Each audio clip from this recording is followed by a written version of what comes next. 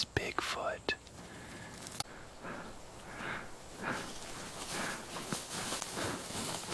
Look at your screen right now. I need you to really look at what you're seeing. There is a Bigfoot crouched in the brush, hiding behind a tangle of branches and dead wood, and the man holding this camera is close enough to count the hairs on its head. This isn't trail camera footage from half a mile away. This isn't a blurry dot on a hillside that could be anything.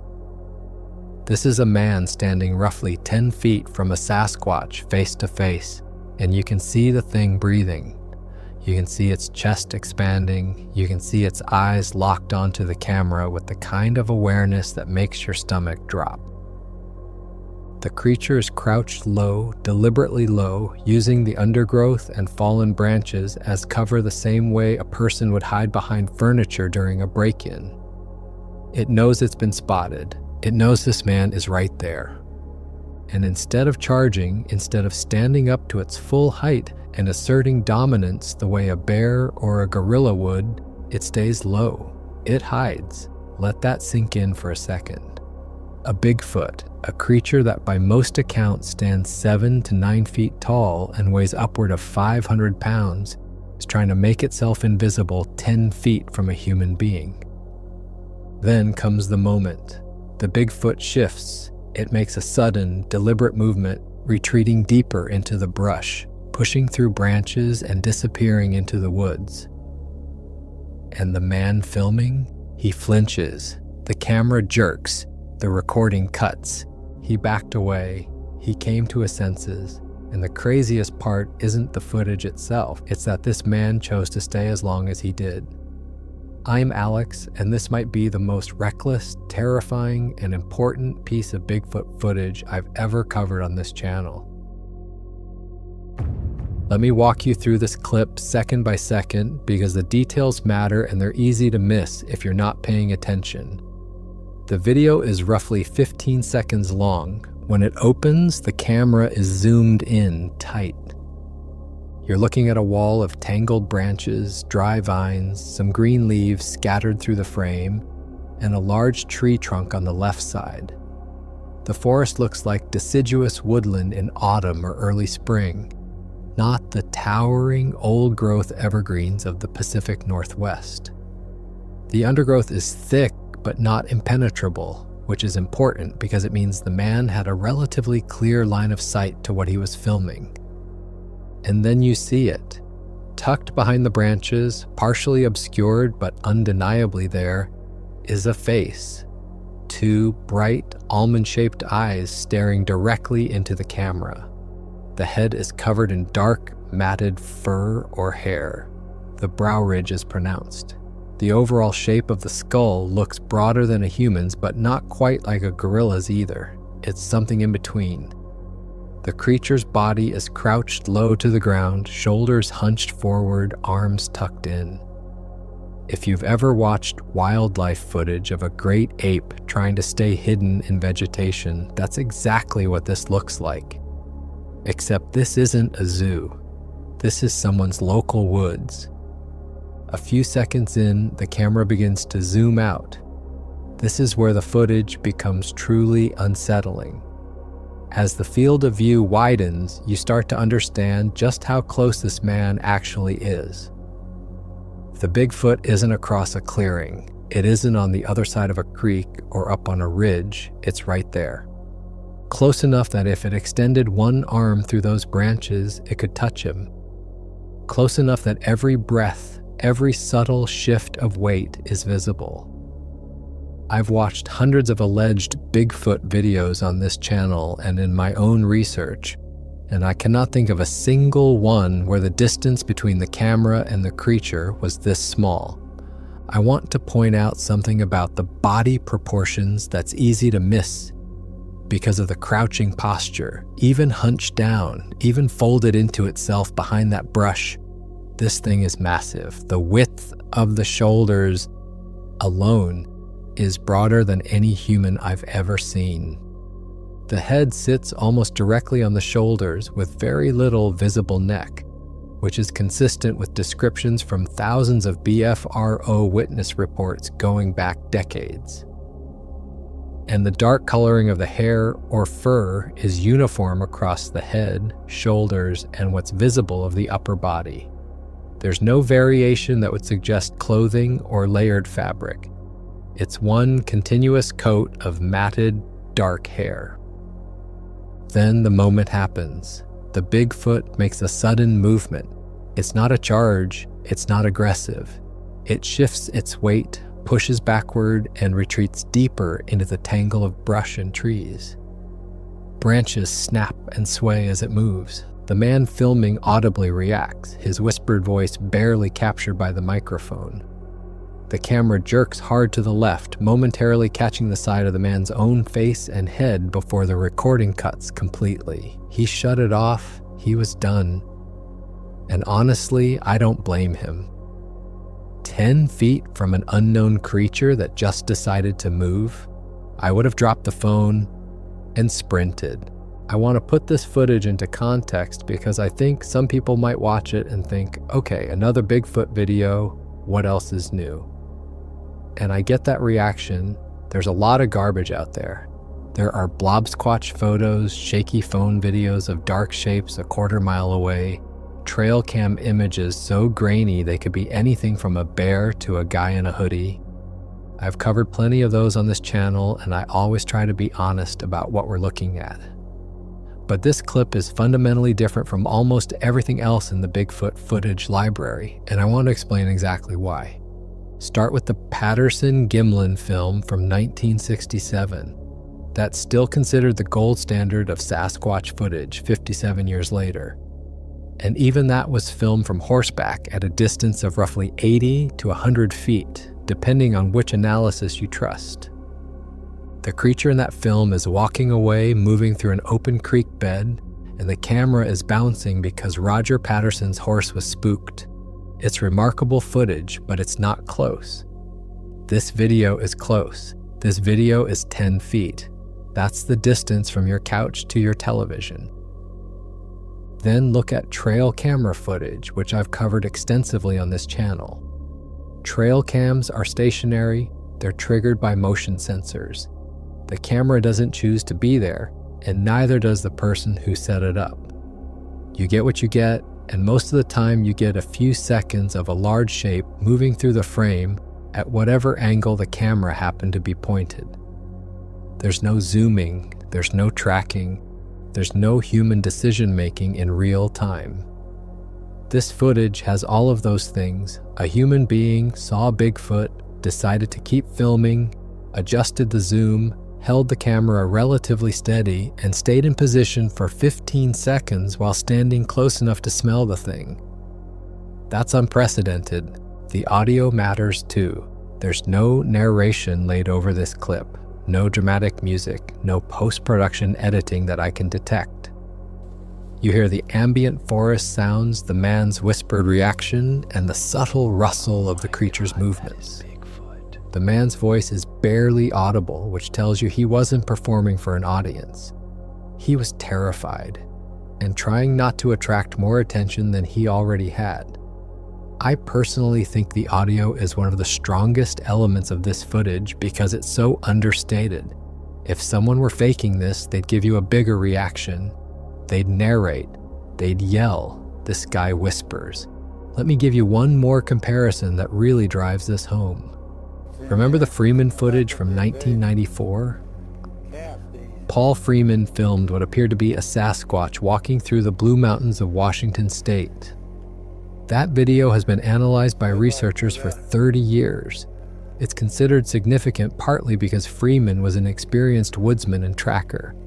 But even the Freeman footage was shot from somewhere between 50 and 75 feet away, and the creature is walking in the open. Or think about the Memorial Day footage from 1996 or the Marble Mountain clip from 2000. Every single one of these landmark videos shares the same limitation: distance. The cameras were too far away.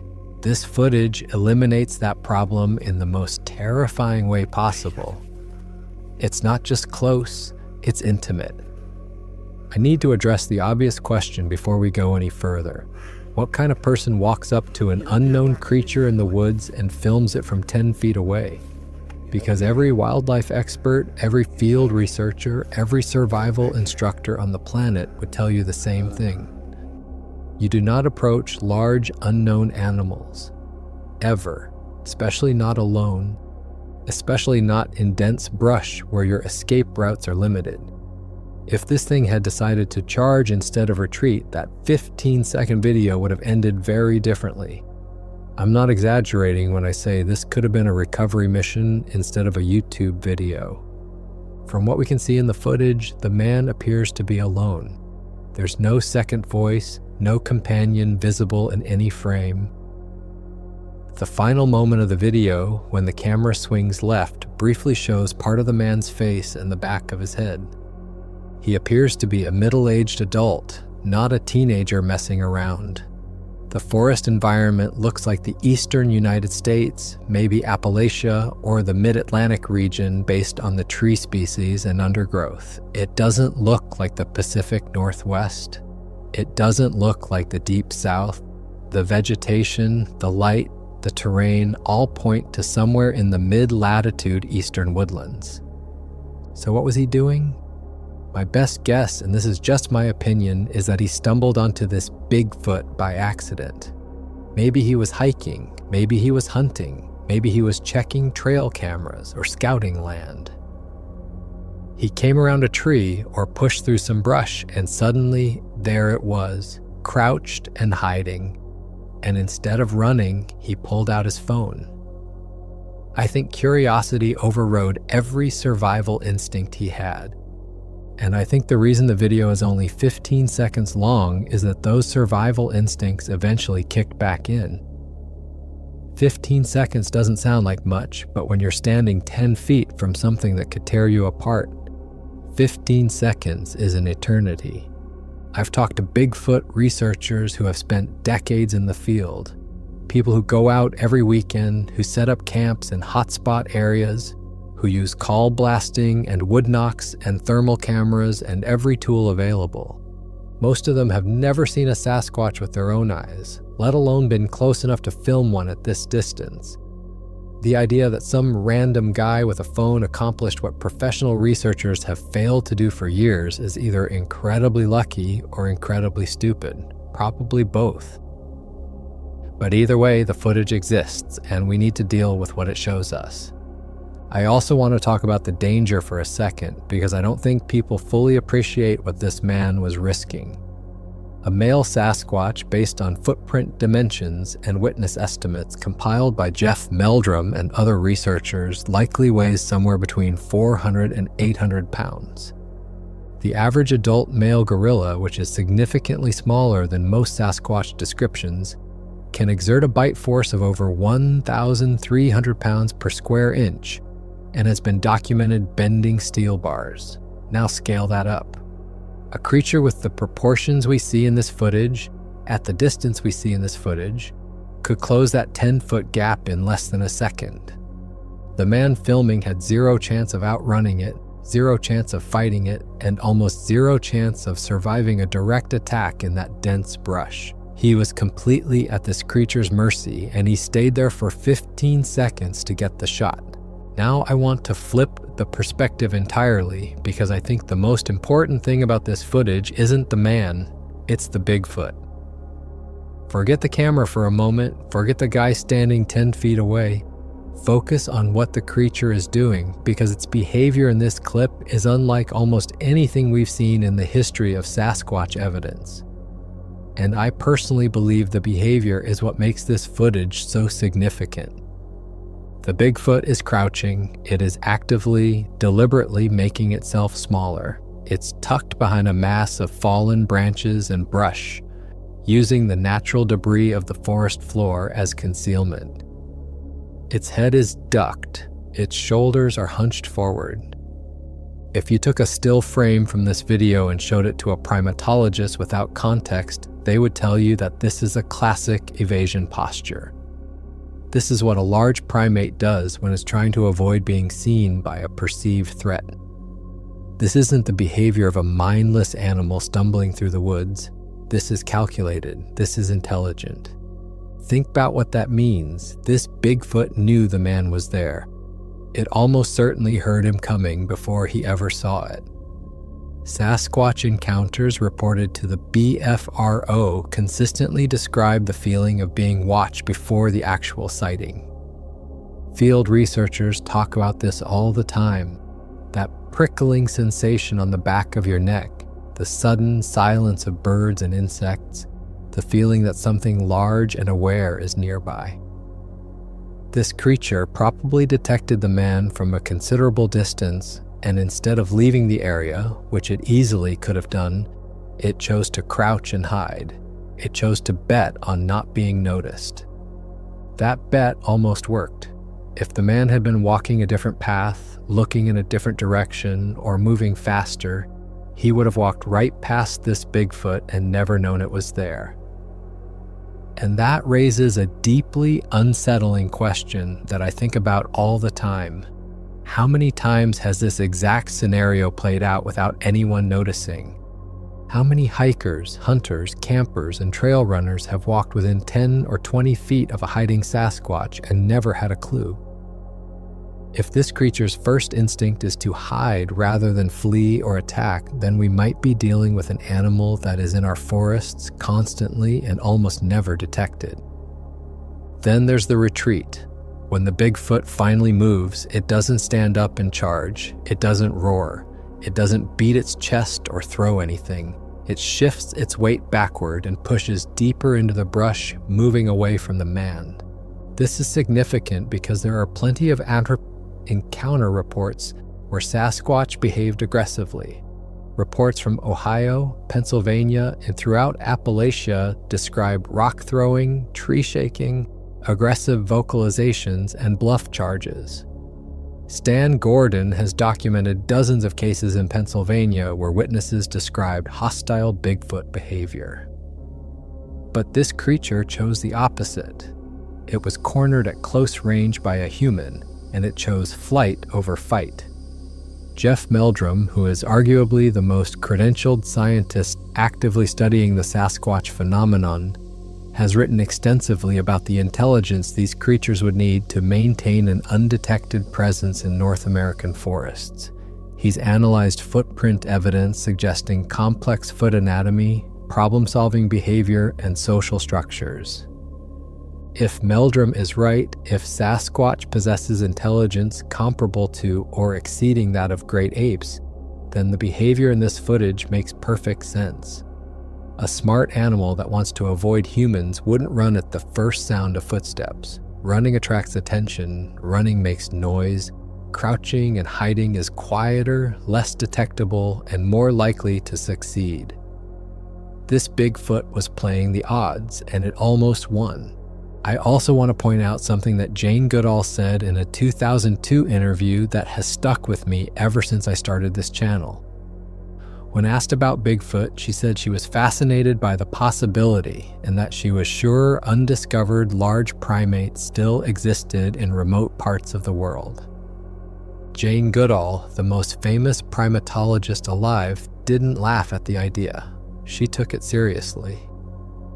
And when you watch this footage, when you see a large primate crouching in the brush with the same body language that Goodall spent decades documenting in chimpanzees, her words carry even more weight. Here's something else that's been nagging at me about the Bigfoot's behavior in this clip. Watch the eyes. They don't dart around, they don't look at the ground or up at the trees or off to the side looking for an escape route. They're locked on the man with the camera, steady, focused, calculating. That's the gaze of an animal that is assessing a threat in real time and making decisions about what to do next. Prey animals have wide, panicked eyes when they're cornered. They look for exits, their heads swivel. This Bigfoot is doing none of that. It's staring at the man the way a chess player stares at the board before making a move. And when it finally does move, retreating into the brush, the movement is decisive and immediate. No hesitation, it made its calculation, and it executed. That kind of composed, deliberate decision-making under pressure is something you see in great apes and humans. You don't see it in bears, you don't see it in deer. It's a hallmark of higher intelligence. One more point on behavior and then I'll move on. The fact that this Bigfoot was hiding in relatively accessible woodland, not deep wilderness, not a remote mountain range, not an uninhabited island, tells us something important about their adaptability. We tend to imagine Sasquatch as a creature of the deepest, most impenetrable forests. And maybe that's where most of them live, but this footage suggests that at least some of them venture into areas much closer to human activity than we're comfortable admitting. The forest in this video has power lines visible in some frames. There are game trails. The undergrowth is the kind you find in any woodland within a few miles of a rural town. If a Bigfoot can hide effectively in this environment, at this distance, in broad daylight, then our concept of where these creatures live and how close they come to us needs a serious update. There's a reason we don't have more footage like this, and it's something I've started calling the proximity problem. It's simple. The closer you get to a Sasquatch, the better the evidence, but the closer you get, the more dangerous it becomes, and the more likely the creature is to flee before you can document it.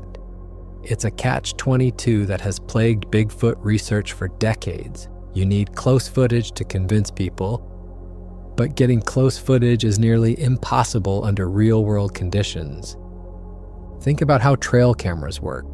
You mount a camera on a tree, point it at a game trail, and hope something walks by. The camera triggers on motion, records a few seconds, and you come back weeks later to check the card. This method has produced some interesting clips over the years, and I've covered several on this channel, but trail cam footage is inherently limited. The angle is fixed, the resolution drops at night, the trigger has a delay so fast-moving subjects can enter and leave the frame before the camera fully activates. And most importantly, the camera is passive. It can't track, zoom, or reposition. You get whatever happens to walk in front of it at whatever distance and angle fate provides. Handheld footage from eyewitnesses has its own problems. When someone unexpectedly sees a Bigfoot, the last thing on their mind is cinematography. They're terrified. Their hands are shaking. The adrenaline dump alone makes steady footage almost impossible. Most eyewitness phone videos are shot at maximum zoom from 100 yards or more, resulting in pixelated, shaky images that skeptics can dismiss without breaking a sweat. And the encounter itself is typically over in 3 to 5 seconds. By the time someone processes what they're seeing, pulls out their phone, opens the camera app, and starts recording, the creature is already gone. 5 seconds of blur, and that's your evidence. There's also a psychological component to the proximity problem that nobody talks about enough. The closer a person gets to a Sasquatch, the less likely they are to maintain the composure needed to film anything useful. I've read hundreds of first-hand encounter reports on the BFRO database, and a pattern emerges very quickly. The people who are closest to the creature are the ones who describe the most intense physiological reactions: paralysis, hyperventilation, an overwhelming sense of dread that some researchers have theorized might be linked to infrasound, the subaudible frequencies that some large animals can produce. Whether it's infrasound or plain old terror, the result is the same. Your body betrays you at the worst possible moment. Your hands shake, your brain screams at you to drop everything and run. Filming a steady, clear video under those conditions is almost superhuman. And yet this man did it. This footage breaks both of those patterns simultaneously. It's handheld, but it's steady enough to be usable. It's close, absurdly close, and the creature stays in frame for the full 15 seconds. The man adjusts his zoom in real time, which means he was thinking clearly enough to operate his camera despite what he was looking at. That combination of proximity, duration, and camera control is essentially non-existent in the Bigfoot evidence catalog. The only comparable moment is the Patterson-Gimlin film, and even Roger Patterson was on horseback at 5 to 10 times this distance. I personally believe this is the closest anyone has ever been to a Sasquatch with a camera actively recording.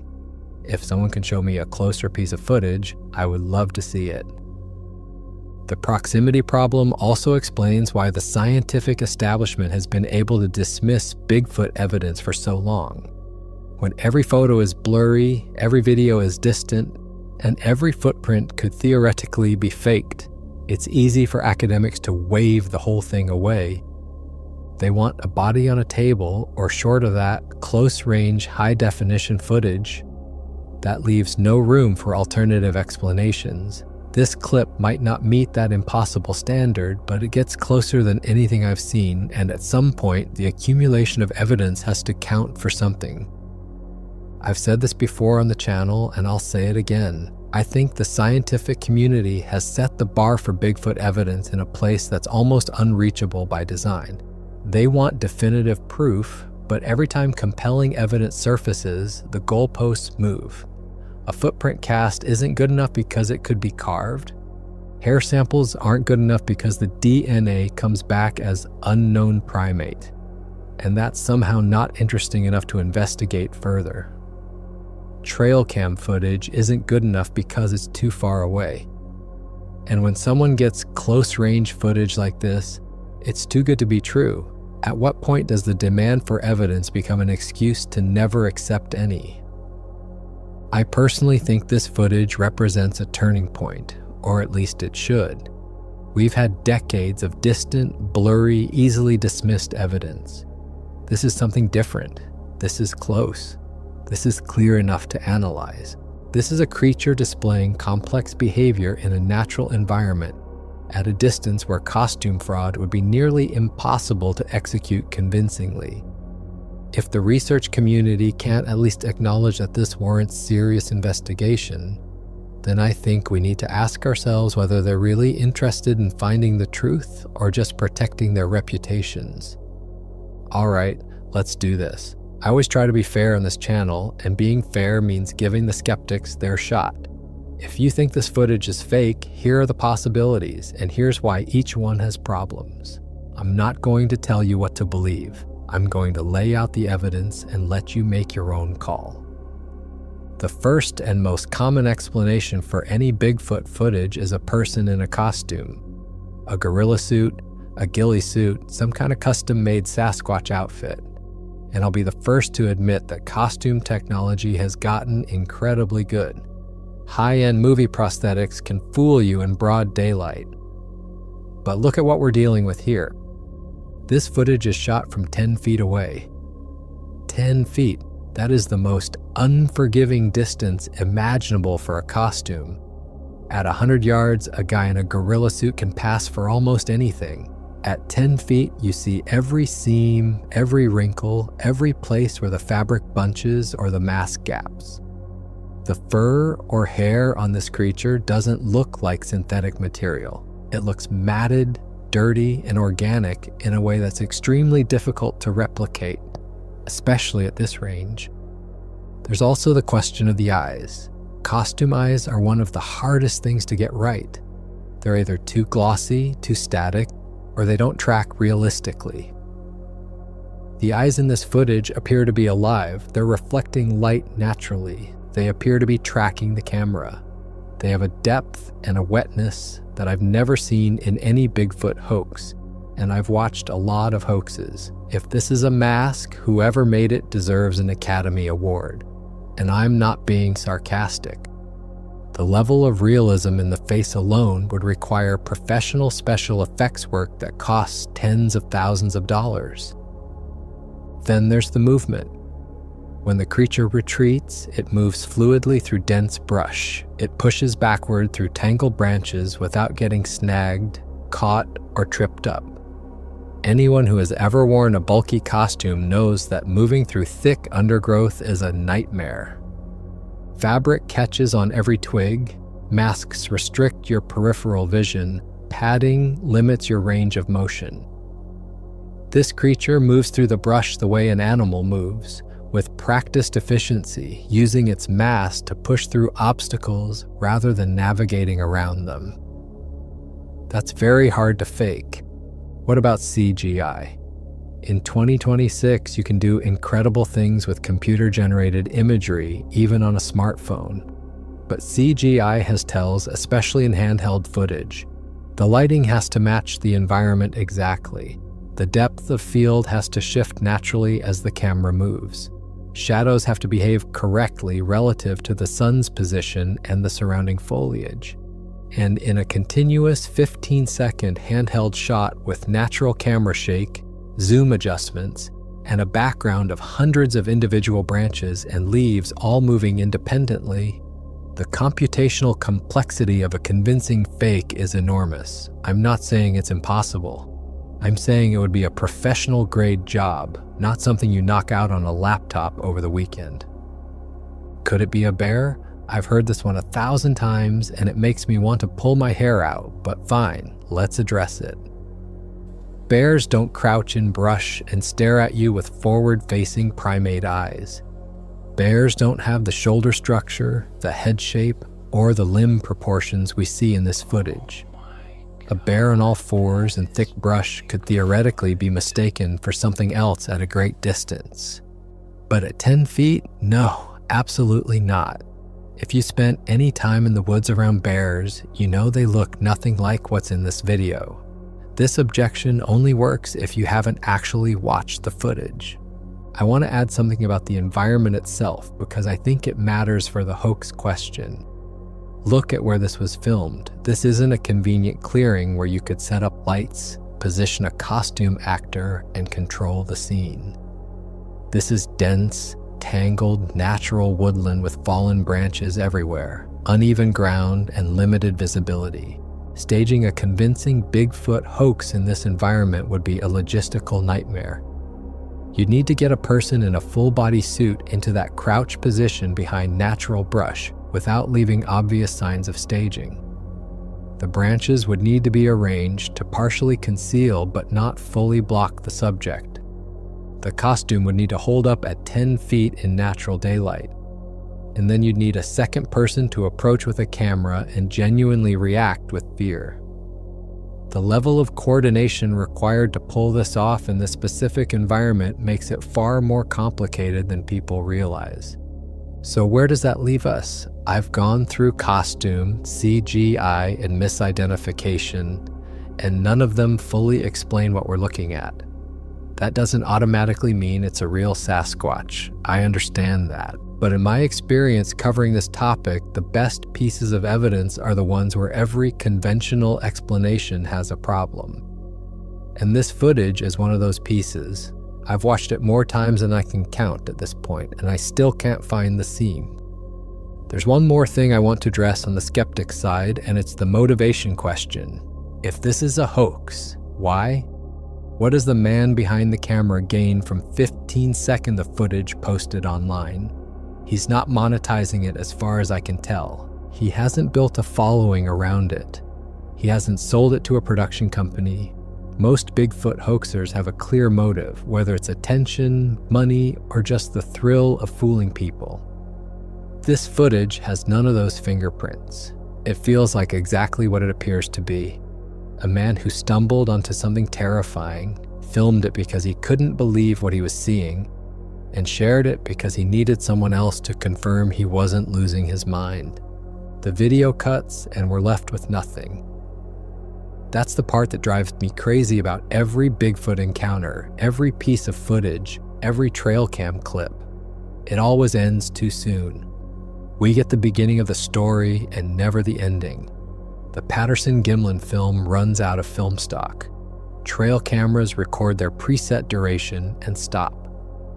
Phone videos cut when people panic, and this clip is no different. 15 seconds of the most compelling close-range Sasquatch footage I've ever seen, and then silence. What happened next? Did the man keep backing away slowly, or did he turn and run? Did the Bigfoot continue retreating into the deep woods, or did it stop, turn around, and follow him? Did the man try to track it? Did he come back the next day with more cameras? We don't know. And that uncertainty is one of the most frustrating aspects of this entire field. I talk about this all the time on the channel because it genuinely bothers me. We're always left guessing. Here's what I think probably happened based on what I know about encounter reports and human psychology. The man shut off the camera, took a few steps backward, and then moved quickly, but not running out of the area. Running in dense brush is dangerous even without a Sasquatch nearby. You trip on roots, catch your foot on vines, slam into low branches. He probably fast walked back the way he came, heart pounding, checking over his shoulder every few seconds. And the Bigfoot, based on its behavior in the video, probably continued its retreat in the opposite direction. It wanted nothing to do with this encounter. 15 seconds doesn't sound like much. But by the standards of this field, 15 seconds of close-range footage with a visible face, visible eyes, and visible body movement is extraordinary. Most Bigfoot encounters reported to the BFRO last between 3 and 10 seconds from initial sighting to the creature being gone. 15 seconds of direct visual contact at 10 feet is almost unheard of. The man in this video, whether he realized it or not, captured something that field researchers have been trying to obtain for over half a century.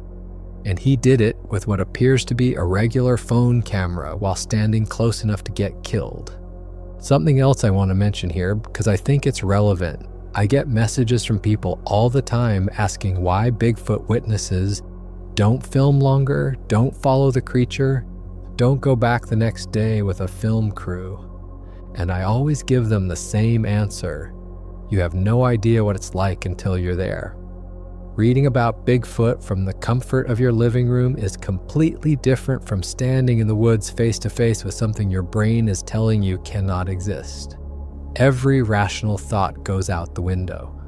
Your body floods with adrenaline. Your fight or flight response kicks in so hard that most people can barely remember the details afterward, let alone operate a camera. The fact that this man kept filming for 15 seconds is, in my opinion, borderline heroic or insane, depending on your perspective. I also wonder about the aftermath that we'll never see. Did this man tell anyone? Did he show the footage to friends or family? Did they believe him? One of the loneliest parts of having a Bigfoot encounter, based on what witnesses have told me over the years, is the isolation that comes afterward. You've seen something that changed your understanding of reality and nobody believes you. Your friends think you're crazy. Your family humors you. You start to doubt yourself. And the footage on your phone, the 15 seconds that prove you're not insane, becomes both your most valuable possession and your heaviest burden. I hope this man found people who believed him. I hope he found this channel.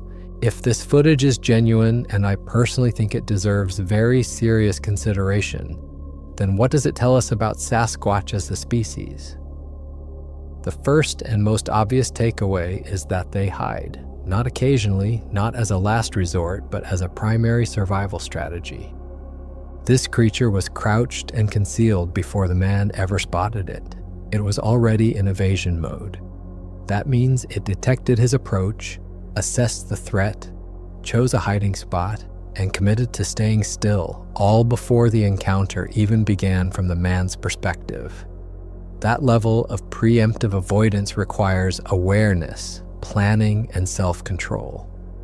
Those are not traits we associate with simple animals. The second takeaway is that Bigfoot chooses flight over fight, at least in this case.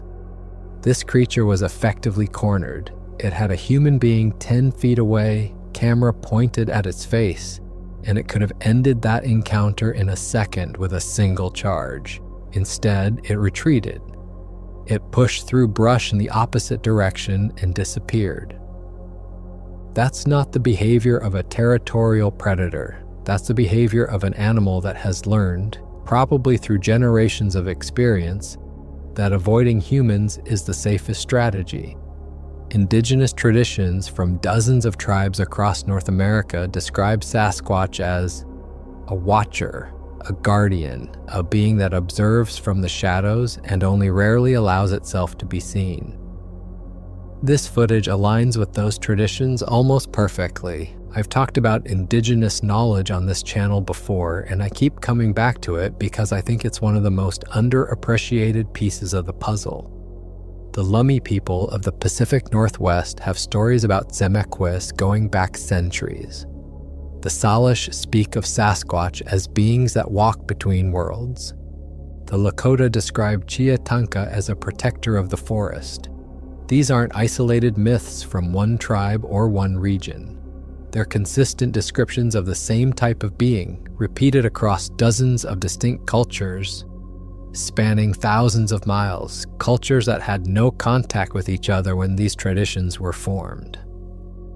When you see a Sasquatch in this footage behaving exactly the way these traditions describe, watching, hiding, choosing to avoid rather than confront, it's hard not to feel like there's something profound happening here.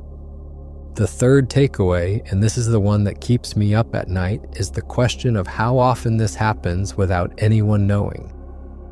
If a Bigfoot's first instinct when it detects a human is to crouch, hide, and wait for the person to pass, then the vast majority of encounters aren't encounters at all. They're near misses. The Sasquatch sees you. You don't see the Sasquatch. You walk 30 feet from a crouched, hiding creature and never have the slightest idea it was there. You go home and tell people you had a nice hike.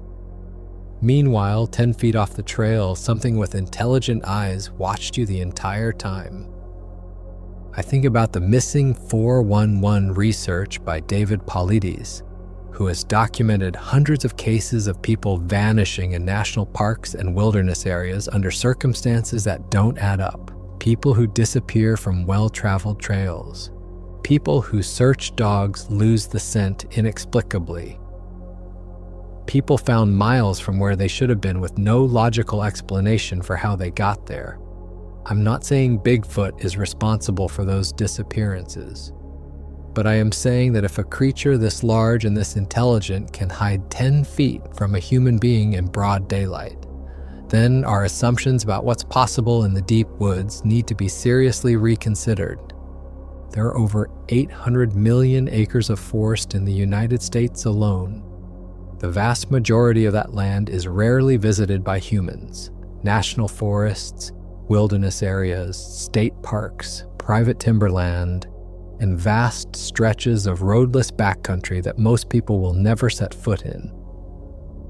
If Sasquatch is real, if it possesses the kind of intelligence and evasion ability that this footage suggests, then it has more than enough space to maintain a viable population without ever being conclusively documented.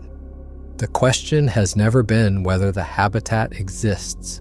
The question has always been whether the creature is smart enough to use it. After watching this footage, I think the answer is obvious. I'm Alex, and I've covered a lot of footage on this channel. Dozens of trail cam clips, phone videos, thermal recordings, ring camera captures. I try to approach each one honestly and give you my genuine assessment, even when that assessment is that the footage is inconclusive or probably fake.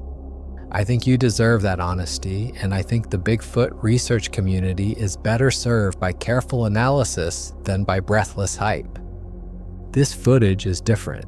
I've gone through it frame by frame, considered the skeptic arguments, and weighed it against everything else in the evidence catalog. And I keep coming back to the same conclusion.